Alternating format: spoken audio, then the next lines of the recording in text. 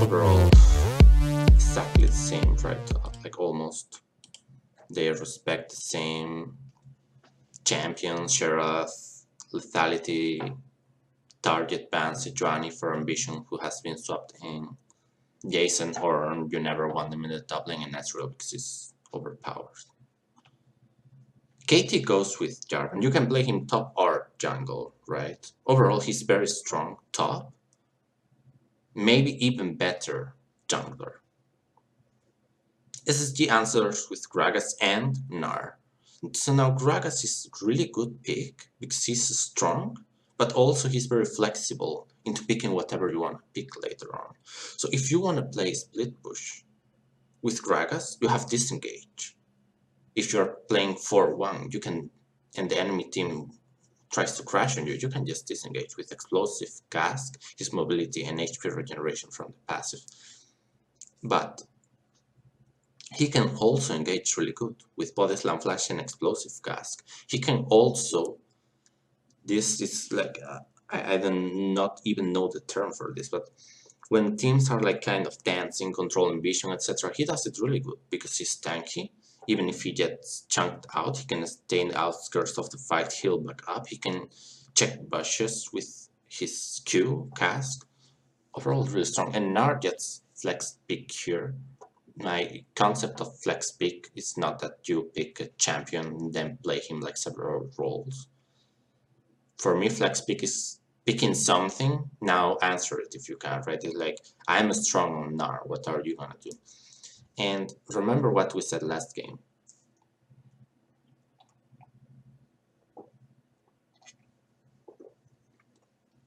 You pick on-hit cannon into Gnar, and you keep the push going. You perma-push him all the time. And then you win lane, and you never let him group. And that way, he has like a really strong laning presence. You kind of fuck that with like on-hit cannon. Yeah, I mean, Gragas has good engage, but not the best. So here on-hit cannon and putting that Jarvan, who could be top or jungle, to the jungle makes perfect sense. What will they pick next? Remember last game, Jhin, Miss Fortune support. Miss Fortune can be played as AD now. She could be flex pick here with cannon on-hit cannon. Maybe they give some kind of priority to the Jhin. Jhin is like very strong in lane, lethality user, overall really good in this meta. And Varus is obviously banned, so you cannot go for it. In my opinion, Varus is like the best AD right now. So let's see what KT does here. 10 seconds left.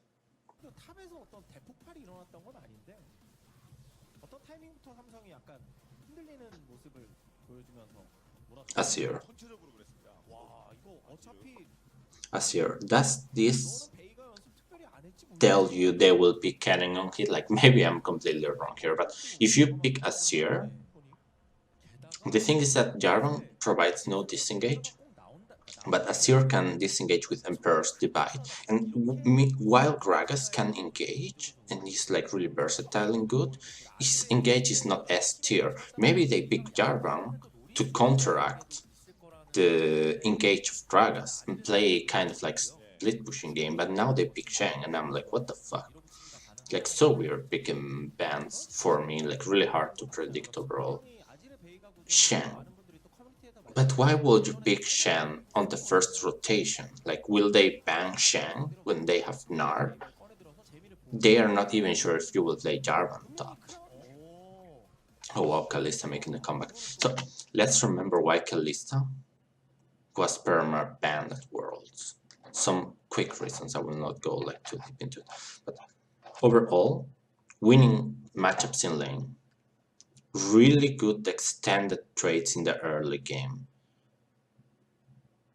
She has extremely good one item power spike. She has insane 2 item power spike, and you see games normally do not last longer than that. So, I mean, her 3rd and 4th item normally fucking suck. But the thing with Kalista, what's Kalista? Why was she absolutely perma-banned because Kalista is a win condition on herself. So normally, if you want to have like win condition, you're like, oh, right. So I will split push with Gnar. I will, put disengage in the 4-man squad and try to create map pressure, split push our way into win, etc. But Kalista, she can get advantage so easily because she synergizes well with Arden, like with enchanters. I mean, I was gonna say Arden Sensor Subs, now they do not really buy Arden Sensor, and with Heart Engage as well, especially with Heart Engage. So if you're on a winning lane that has a lot of CC and mobility,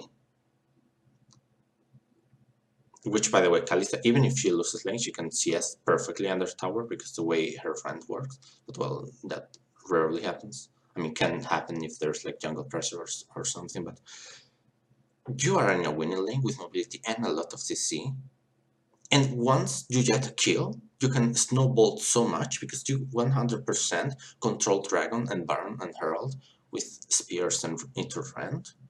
And you have like S plus tier engage with Kalista ult with an Alistar or Braum or something. Like you just Fate's Call, and it's so hard for the enemy team to even do something. Like Kalista is fundamentally so strong because imagine this situation, like Kalista maybe was like 1-0, okay, at min 25.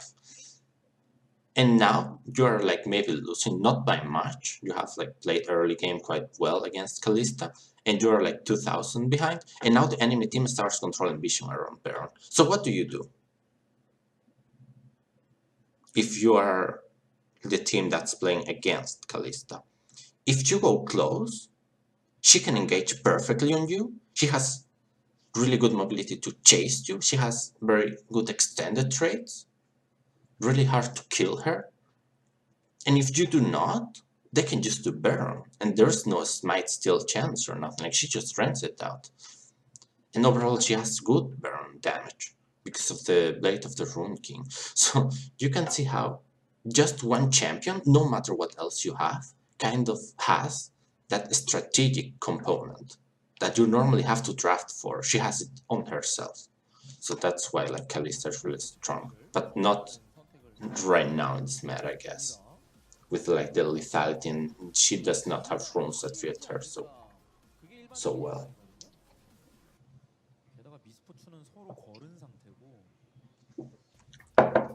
Misfortune. Am I crazy if I'm saying that Misfortune can be played both roles, AD and support? Ashe is interesting though. They SSG prefers to ban Ashe over Jhin. I mean, Ashe is formerly known as a really strong laning AD.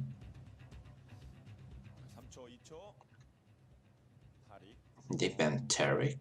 Will you play Taric with Kalista anyways? I mean, you can pick Alistar or Braum now, right? Why the Taric? Like, these things I do not really understand. I don't know if I'm, like,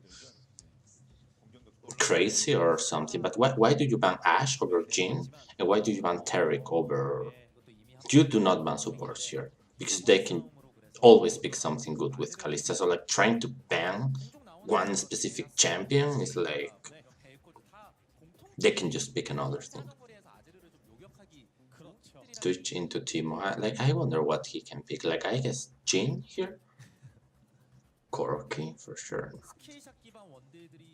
Lucian could be. Bane? For sure not, I will say. Like, Kaelin can be. Because you do not want to play Bane, who sucks in lane, versus Kalista, right? For what we just mentioned. And playing Kalista? Vel'Koz? Can he be played mid? Like, I know he can be played support, but can he be played mid? Most likely, yes, because, like, as I said, normally with Kalista you want enchanters and heart engage, but poke champions with Kalista feels weird. Like, the synergy is just not there. The only synergy you have is to win lane, but that's normally not enough. That's why I think Vel'Koz will be mid. Kaelin is obviously really good in lane. She is like extremely good. Mechanic players can play her to a level that kind of makes her viable, right? In solo queue, she kind of sucks. But here, if you can like get the push and get towers and poke, mid-game she is really good because the way traps reset auto animation, you can use like trap auto E, Q, like she can do so much damage, she has so much mobility and CC is really good in the mid game. Her late game is much worse now, but well, not worse than Kalista, that's for sure. So that in a way it's like a pick saying, well, we will see what happens in lane here, right? Like we need something really strong in lane versus the Kalista.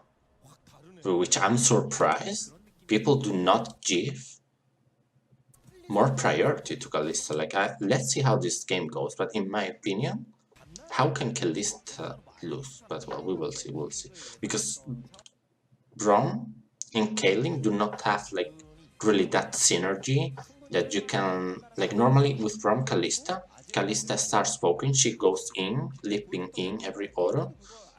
Braum jumps to her shields, the enemy cannot trade back, you put the charges, if you get all the autos, which is easy because Kalista can move while she attacks, that much better than any other AD carry, then you will get like 12 spear friends into the kill or something. So I think they picked Braum more to deny it from the enemies than like to pick themselves, because they could have gone killing Janna, and that's really good combo because Janna before had short range, but now her range is really good. You can siege well, you can like even tornado the waves, which you normally do not at all if you do not like have the certainty where the enemy jungler is. Of course, you do not want to waste CC like that, and then like auto the turret or just let like minions have turret damage. So Kayle Janna, really strong, but they go Kayle Braum, which does not really have a good synergy, as you can see. I mean, it has a synergy that if from that's a winter bite into stun, you can trap, but that can be said about every support in the game. Like all supports have like kind of CC you can chain with trap, and it's not necessarily good that you need to auto 4 times and get a skill shot before to make that combination. Well, of course, something that is true is that Braum, I am only speaking about lane, obviously, because Braum outside of the laning phase, you can see his fucking value with Gnar, Belkos, Kalista, Janna on the enemy team. And Ambition does not even do... Wow, that trade? No respect even into stealing red? No. But Cubit does not have time to back now. Maybe it does not even matter, because like a Snar, you can most of the time like just let the HP regen and the lifesteal from the Dorm Blade work. No biggie really, but we will see. I mean, Shen can go for a level 2 all-in, but if that's not the case, chances are that this poke does not really matter in the long run. Deft and Mata go for the poke level 1, they make... I mean, they obtained information that for sure mission starts blue. He normally has very good rate start, so this is something to consider that he could do. And Ruler taking a really bad level 1 trait. I mean, that's scaling, right? That's scaling. And Janna in lane right now, well, you cannot really win lane with Janna, that's the thing, because she is like so passive.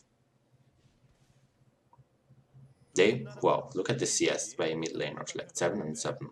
They missed 5 CS each, that's a lot, on the first 2 waves. Janna is just too passive. Eye of the Storm, her shield has too long a cooldown. She just sucks in the early game. Like, at least she has good range to like auto and she can like cast some Zephyr here and there, but come. Janna... But after she hits like level 7, etc., she's really, really good. Because Eye of the Storm, it's really valuable. And her Monsoon is like the greatest disengage. Like, think Tariq ult without those 2 seconds to come online. Like, Janak has ult and no one dies. Like, she heals so much. It's very strong. Like, one of my favorite supports for sure. And Braum, of course, like his shield unbreakable, especially if he gets like that CDR, he can have it up like with a really good percent of uptime. So versus that all-in forces the heal, and Crown heals as well. Well, Pong, I like him so much. In my opinion, he's not only mechanically really good, but he's also a very intelligent player, which I think does not yet call out enough. Like how intelligent he is, and the plays he makes and the rotations he makes, it kind of very good by ambition here. This is something to learn, especially if you're like watching this being a lower elo player. Here you come and it's literally impossible you get to kill, okay? Because he's like quite close to the tower in a way. You're by your own. He has flash, he has a mobility spell, even though I think he did not have mana for the mobility spell.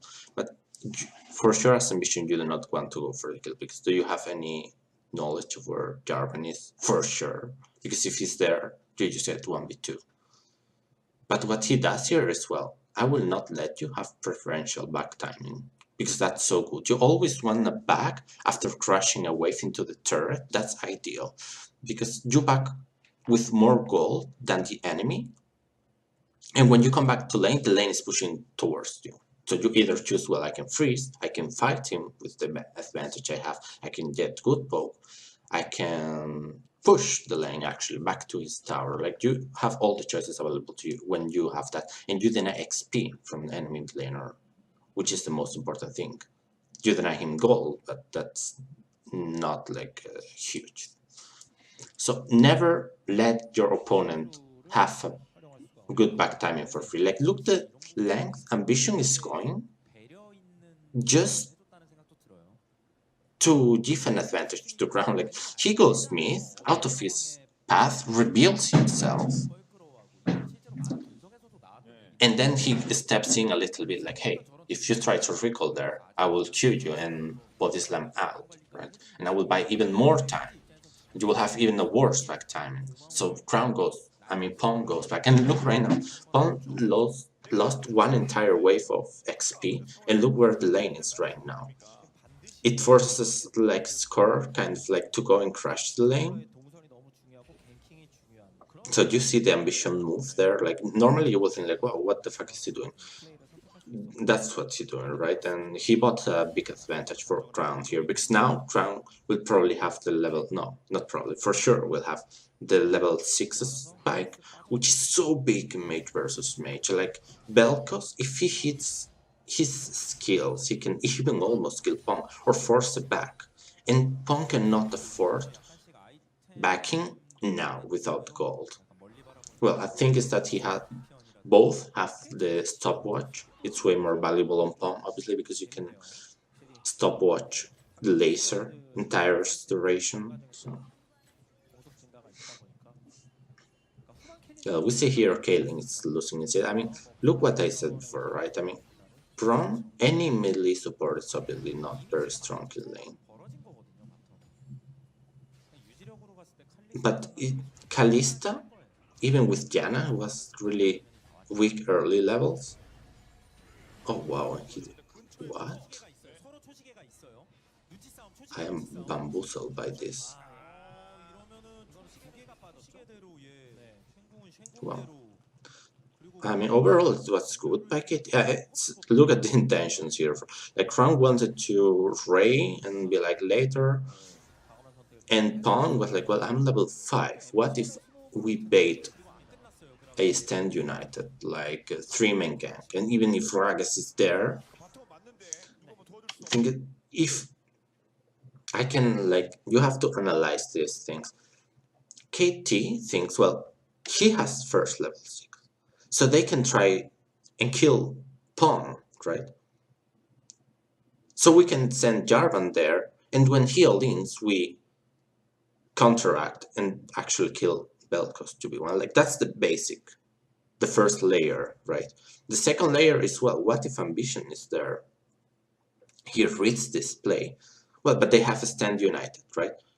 But Crown, this, like, he doesn't care. He just raid the lane, the minions, to have like good pack timing. This tells you like he does not want to like win lane or create plays. They respect stand united. And now that the stand united is down, and Kalista and Janna are like coming online in a way, because Janna is level 5.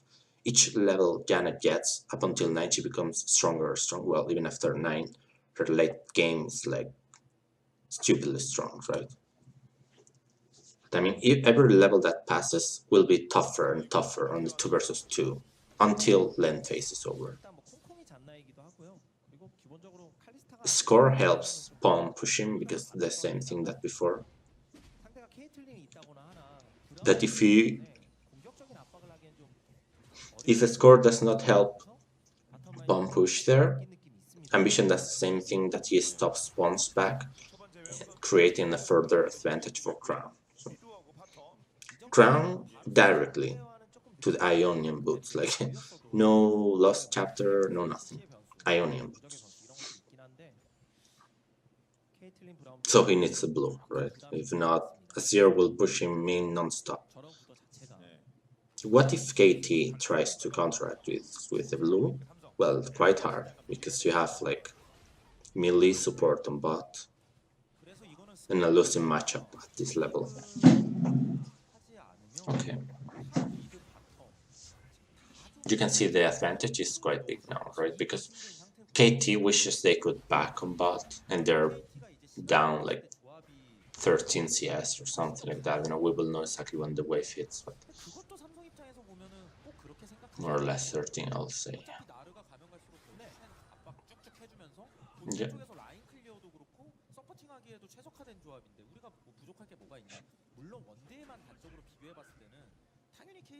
Really strong for KT to like not allow Vision in their own red jungle, because if not, disaster for like mid and bottom lane. Like, they cannot afford that.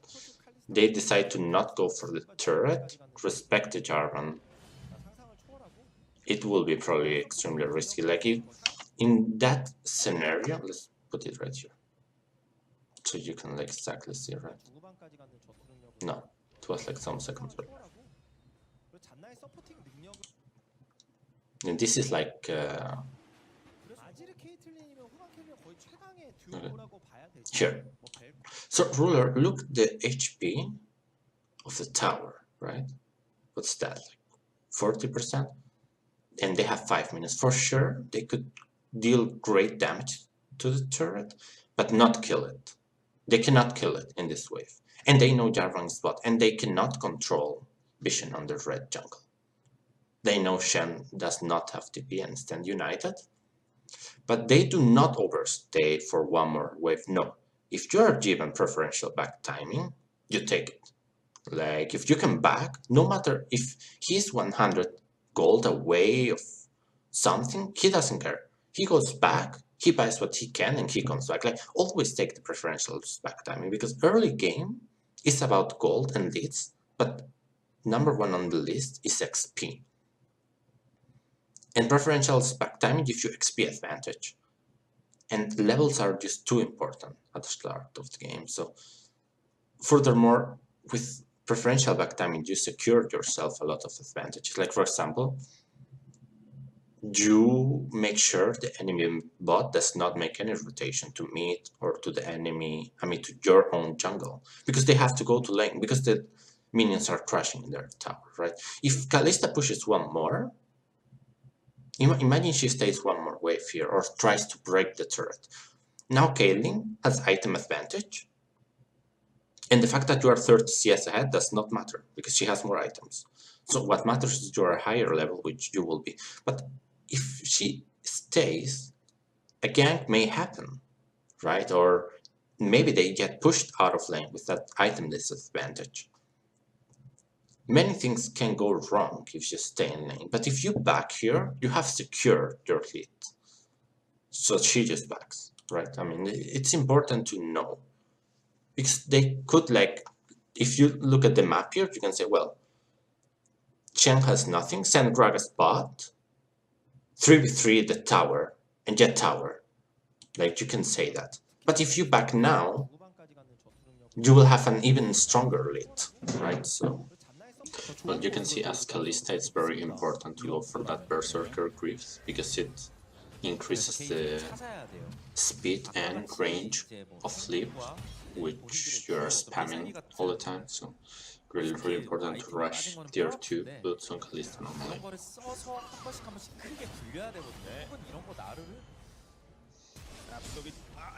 Oh well, and now Cupid does not have Lixie, so that... Wow, that was impressive. That was really good. We can even see the replay here to analyze. This was quite cool gank. So here you can see, like Jarvan approaching, and there's a ward, right? I mean, I do not think you can see it very well, but there's a ward there by Cube. But because he's attacking the turret, it does not really matter if you have River warded, because it's too short of a distance to even react. Like, you cannot go back. When you're attacking turret, you normally want like deep vision on blue or walls and things like that. But in this case, we can say that Cube is quite overextended, right? Because especially he has wards now, he has the wave pushed in. He can, instead of attacking the turret, go towards blue or river and take a deeper ward, right? But he decides not to, which is interesting because he has no TP, and well, overall the laning phase is going good for him. Like, he has a sizable CS lead, and for sure he will start taking damage on the turret, right? So a score ganks, and let's see exactly what happens. Okay, so he hits the taunt even before score is there, and Cube gets a tower shot. Really good reactions by Cube, and here I'm quite surprised that I don't know. I think, well, maybe Smeb like canceled the out or something. That was very fortunate though, like an art timing. And here Pawn just trading flash transformation, which is very good for KT obviously. An exchange of summoners in a 1 versus 2 is always convenient because you are buying time for your team, right?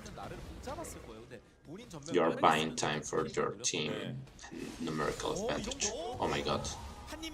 And he hit this might. He's so dead. And Shen, yeah, I mean Shen did not get red buff because the score got red buff, so that was very risky ambition probably.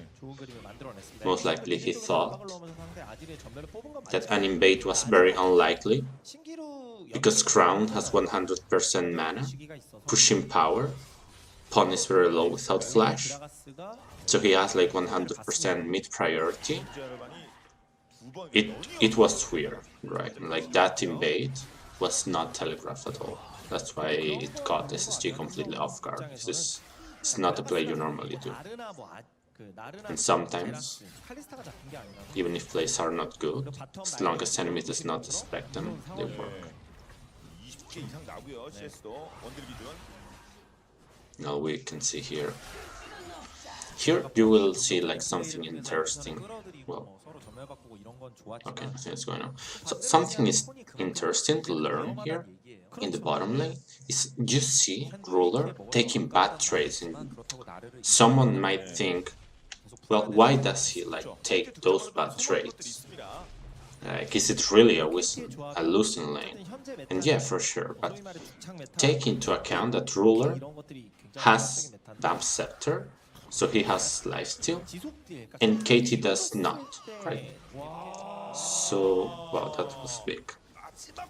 So even if you take losing trades, as long as the difference of damage is not like too big, and you have lifesteal, and you are sure you cannot get all in, you just keep getting losing trades, and you out-sustain the enemy, right? And that's how you make advantage in battle. When you have lifesteal and the enemy does not. However, you have to be really careful because maybe the enemy converts that bad trade into an all-in and you can die. So, but well, of course you have to play on the knife's edge.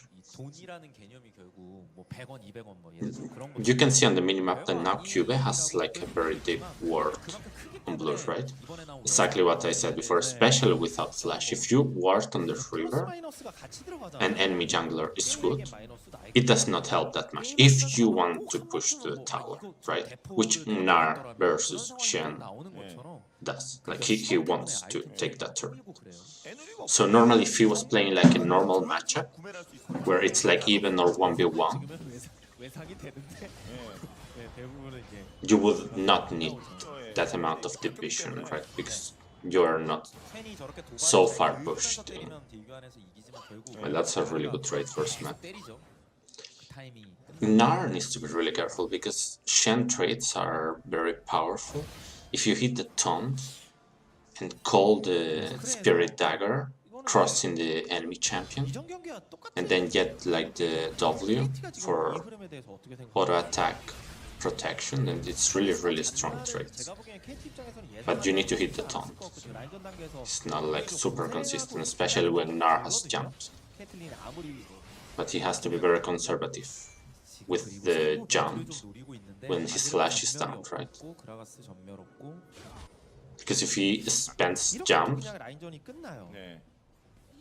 like Jarvan could like lane gank with flash and drag combo into ult, and well, that's like a disaster.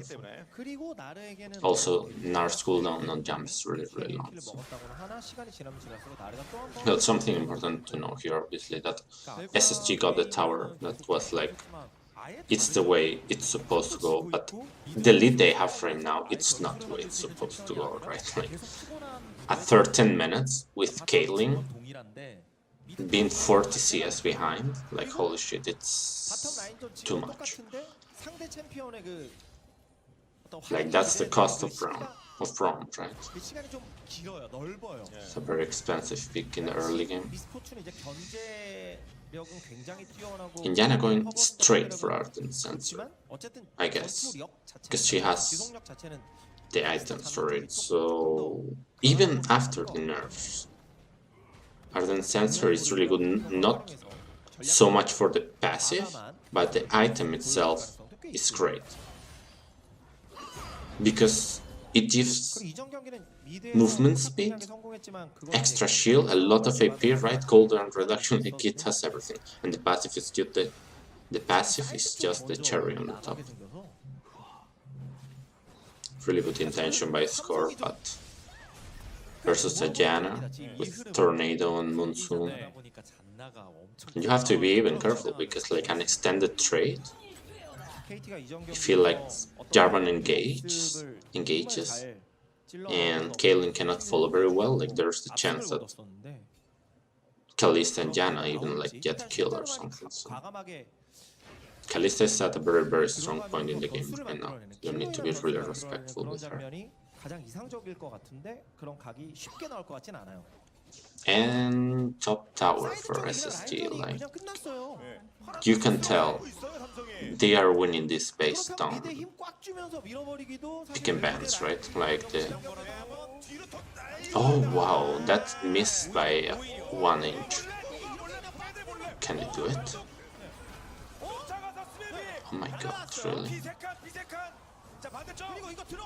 Smep is death, I think. The place by Pong. Oh no, are you serious? He's death. What? Wow. Yeah, he dies. Oh wow, and giving that kill to Kalista feels bad now. Like if you speed up her hurricane, bad news. And Caitlyn obviously going for the only viable build for her, which is crit, like Infinity Action to steal items, you gotta realize that it must feel really terrible taking so long to scale when you're losing this hard.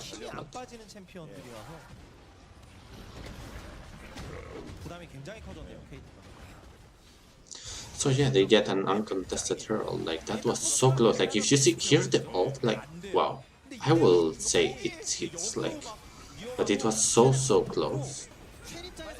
And then everything was so close, like holy shit, SSG was so fucking lucky there. They're really good play by Ambition, but look at Pong, like I like him so much. Like he trading that kill there is very important.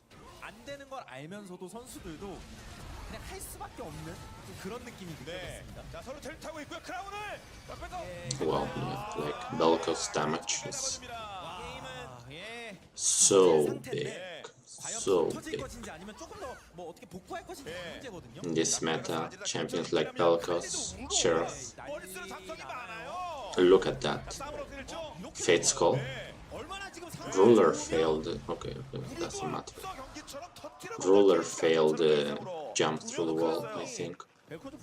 But because he was in range for aura attack, it did not really matter. So. 네, 벨코지 못 봤어? 라고 얘기하는 거 그렇죠. 아지를 먼저 가져갔어? 예. 3피? 분명히 폰도 이전 경기에서 아지를 상대로 A가 굉장히 좋았는데 이번 경기 벨코지 활약도 킬포인트를 떠나서 지금 굉장히 Really aggressive. Wow. Good, very good call by KT. And they saved the turret, most likely. Wow. Man, SSG is being lucky this game. Those things matter a lot when the enemy survives on like very low HP or dodges a skill shot by an inch, then like you realize the game is running away from your hands. 이번 그 캐스파컵에서 보는 세 번째 향로인 것 같아요. 향로가 진짜 대폭 너프를 당하긴 당했습니다. 그런데 well, 서장전이 플레이하고 있는 잔나와 여전히 Deft wants to take the tower. Exactly when SSG is like backdime. It's a really good call by KT, right? Uncontested tower, which for how the game is going for them, that was really good. But remember that every time you back, you like lose tempo, of course, and when the enemy backs, you win tempo. So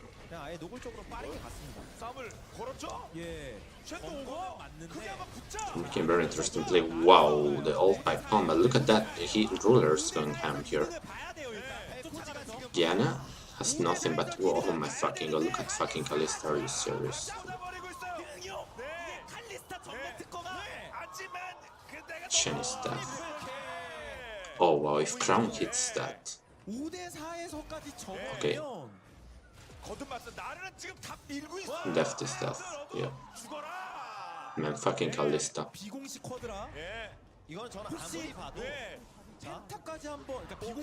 She did not, yeah, does not matter. She didn't try to save Tornado for the flanking drag. She just very aware of the skill cooldown there. But yeah, you can see like Kalista, like even with Triumph and like these masteries or runes like Coup de Grace and Triumph, or however you call it, you can see how it benefits Kalista, right?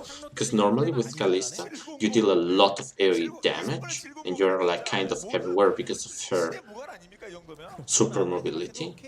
So you're able to get like many assists and like kind of reset on kill rate.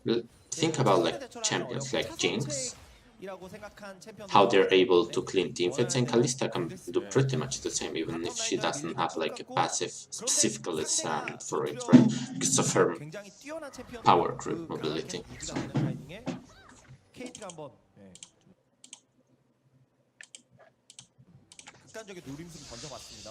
Okay, now let's see. SSG is backing, and KT here should do like two things. Because SSG is Like Ambition is backing, they do not have vision on him, but they know that they should back, right? They should, well, obviously we see in the screen, they are preparing to make a play, but something really important for them to do right now before Shane goes bot is controlling Baron vision, so that then SSG has to retake the vision after they back. If SSG backs and comes back and they still have vision around Baron, then they can take deep vision on blue jungle and take Baron for free. Like, that's how it works. When you have the tempo, because enemy backs, you need to clear the vision. Like, if not, it will be too easy for the enemy to just go there and like start pressuring Baron. I mean, of course, you have to take into account that KT is very, very like far behind now. But they have QB on bot and Ambition is recalling, so it's now the time for trying something, because Shen has everything on cooldown. Both TP and stand united, so look at the vision in the red jungle of KT by SSG, like how many wards? 6? They're playing with map hack right now. Like, they know everything. Yeah, this is the problem. Like, this is kind of saying, well, you will need to give Baron for free, right? And they have a really good ward there, but can they really do anything? Even if they know enemy is doing Baron, I don't think they can because of Kallista's strength. Like, yeah, like if they go, remember what I said about Kalista. If when your team has the vision control around Baron and you are like playing Kalista, now ideally you do not want to engage with Janna, of course, but if someone like goes to check vision or like support in jungle go to see what's going on, Kalista, you cannot kite Kalista. She's like kind of castling, right, in the AD role. There is no running from Kalista once she hits you for the first time. So if you go check, you will die, and they will do Baron for free. And if you do not go check and try something like Smite Steel or something like that, it will not work because of Rend. So Kalista really like allowing SSG here to do whatever they want, pretty much. It's really hard also for KT to face check anything because enemy has a Belkos, so like you do not have like really someone who is tanky enough to like tank one Belkos combo. If he gets that combo, they will get Baron anyways because he will just chunk like someone's HP bar. So. And Cube is determined to keep Smep lock on the bottom lane. But well, now Smep has a stand united, so. But I think they're losing by too much. Wow. Oh my god. Like, again missed by one. I mean, it's obviously like a mechanical misplay by Pong missing there, but you have to see the intention, like, so good. Like, hitting like those millimeter precision ults, I mean, it just missing by very, very little. And if he hits that, imagine how different the game would be if he hits both of those, right?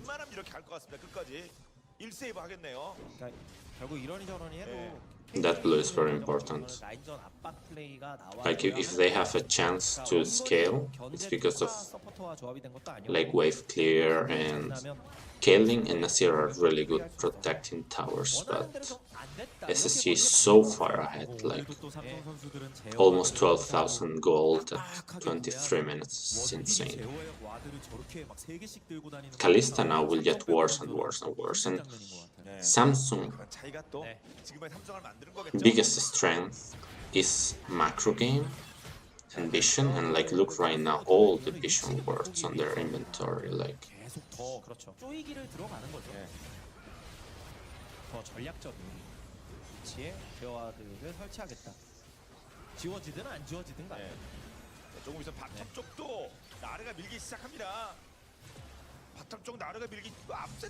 Kalista has 2 lifesteal 이런 items, 상황이야말로 정말 which means 어떤 메타든 that you either burst her 챔피언이든 or 쓰기 pretty much lose the teamfight.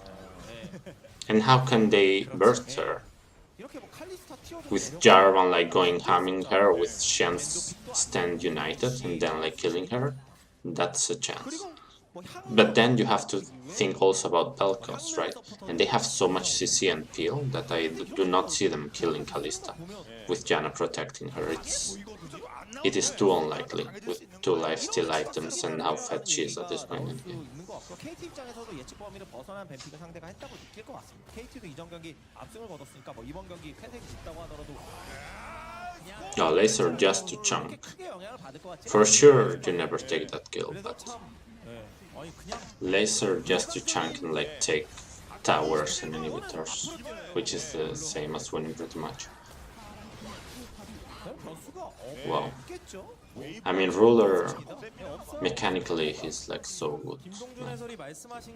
Deft, him, and Uzi are like 10 levels ahead of any other AD carry, that's for sure.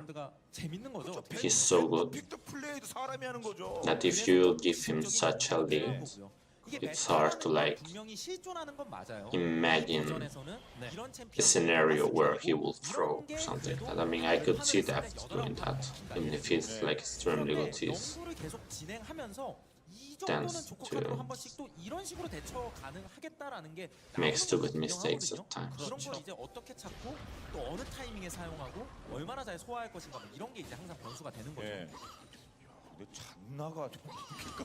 We could stop a second to like look for item builds now before the game finishes. So Shen has only Titanic Hydra, he's going to Randuin's Omen and has a Spirit Cowl.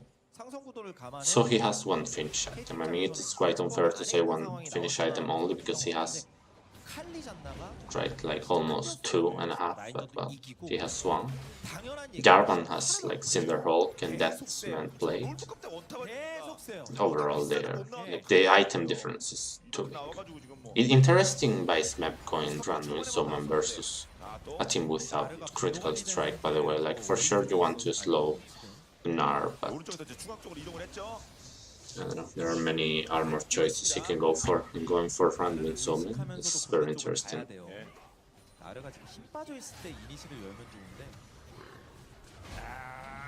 KT needs to try something right now. Like, they cannot wait any longer.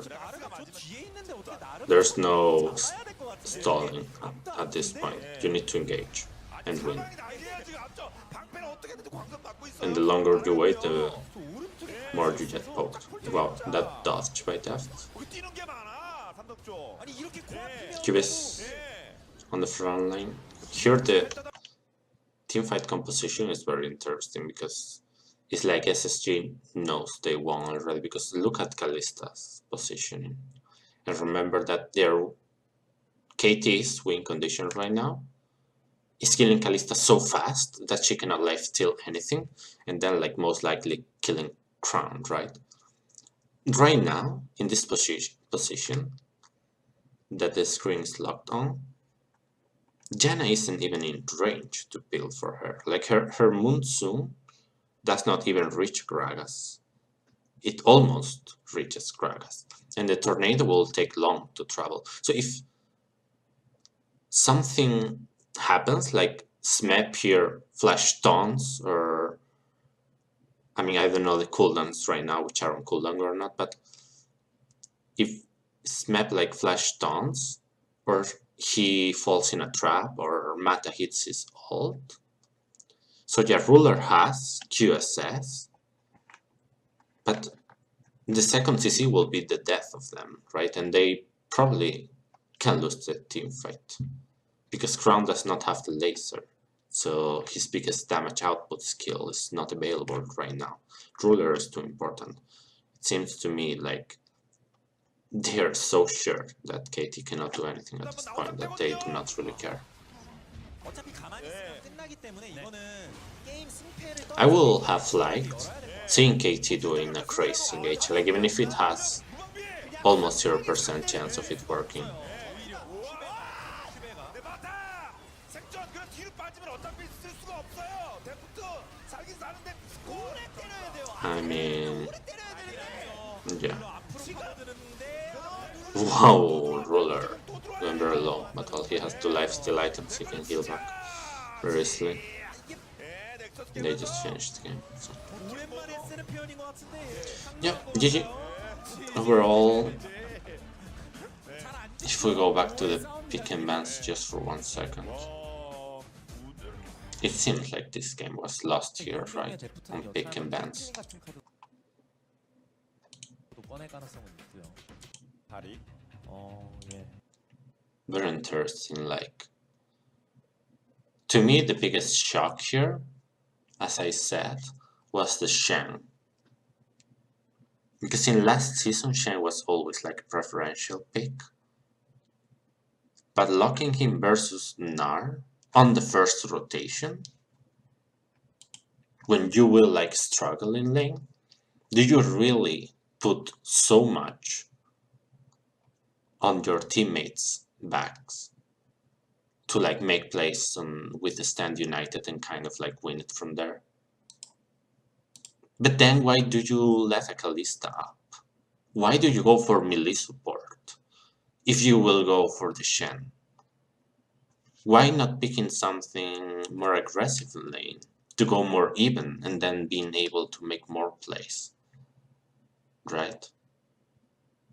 It's like KT, you can see SSG heavily outdraft here, KT.